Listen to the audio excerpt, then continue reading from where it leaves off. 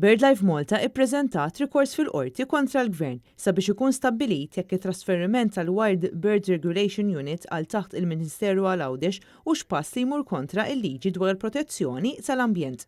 Ir-rikors isegwi l-protest ġudizzjarju dwar l-istess kwistjoni li tressaq f'Jannar li għadda u l-kwerela tal-ġimgħa li għaddiet.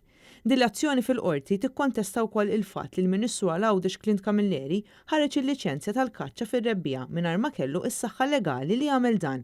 Dan li skont BirdLife u biss il-Ministru tal-Ambjent li jista' jamministra l-liġijiet ambjentali. F'konferenza tal-aħbarijiet quddiem il-qorti, uffiċjali ta' BirdLife Malta spjegaw kif dan kollu qed jiġri fl-ar staġun tal-kaċċa li qatt kellna.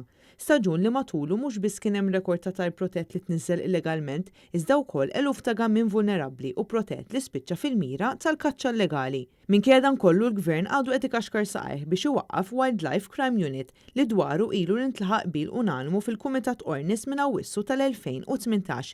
Taqsima bħal din fih dan il-korp tal-Pulizija għandha tgħin lill-Pulizija tikkumbatti reati kriminali ta' dan it-tip. Għalhekk fin-nuqqas ta' impenn bħal dan, BirdLife Malta qalet illi m'għandha l-ebda għażla li fitressaq is-sitwazzjoni fuq livell Ewropew.